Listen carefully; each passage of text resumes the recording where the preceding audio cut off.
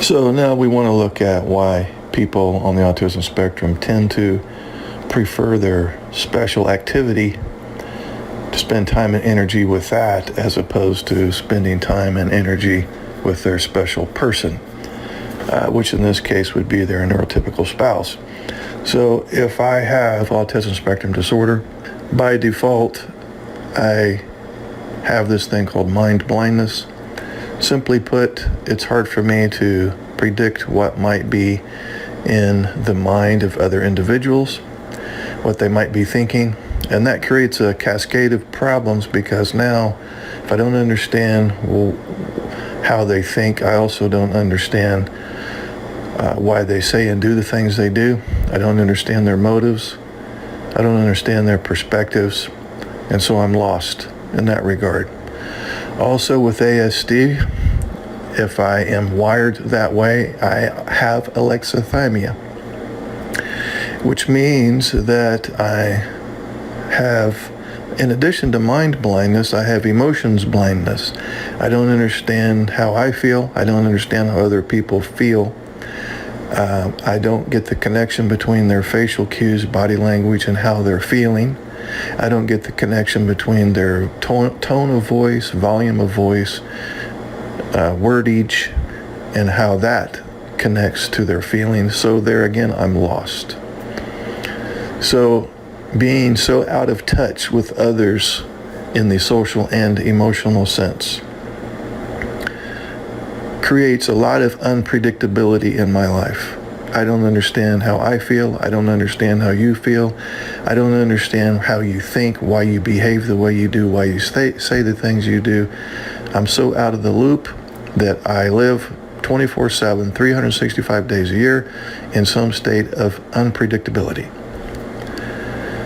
And this chronic low-grade unpredictability that manifests at home, in the workplace, and otherwise creates mild low-grade anxiety in me 24/7, 365 days a year. So living a life of chronic low-grade anxiety puts me in a position to want to reduce that anxiety. So I come up with a host of anxiety reduction strategies. That's going to be some version of a meltdown, mild to severe, and or some version of a shutdown, mild to severe. Or I may engage in false agreement. In other words, I just give you the indication that I'm going along with what you want and what you're saying, just basically to get you to stop talking to me and end the conversation because it's getting too stressful.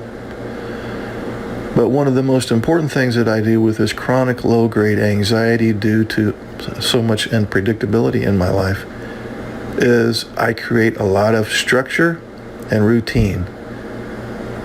Since things are so unpredictable, I try to make them as predictable as I can, and that is through providing myself with a set of routines, a set of rules, a certain structure that I must abide by to keep my anxiety at bay.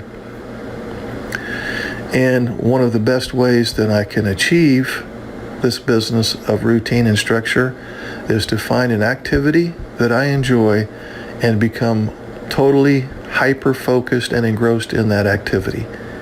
Because now I have super predictability and I have super anxiety reduction when I am totally absorbed and mesmerized by and in my special interest. Whether that's my work or some hobby or some computer game, you name it. There's a multitude of different things there. So this creates a problem for me socially because now the people that supposedly want to connect with me have great difficulty connecting with me because I'm gone. I'm spending more time and energy and more passion with my special interest than with my special person or my special people. And they feel left out, ignored, disrespected. They view me as being selfish, uncaring, insensitive, narcissistic, and even sociopathic. And they feel emotionally deprived. She may even claim that she has Cassandra syndrome.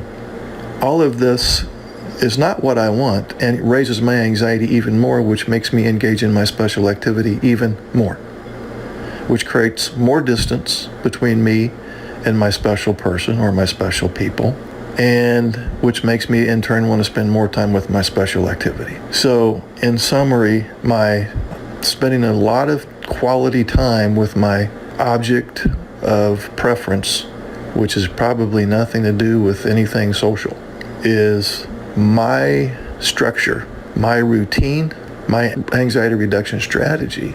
So I have a chronic special interest to deal with my chronic anxiety.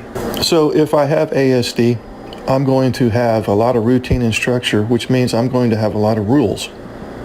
I'm going to be the type of person that wants things to be done in a certain way at a certain time.